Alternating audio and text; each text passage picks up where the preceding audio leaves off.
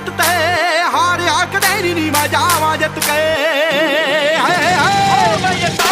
टोजना दा जट भी शकीन मुट तो चाहे अड़ियां करेगी नी मैं लै जूं खिच के टोजना दा जट भी शकीन मुट तो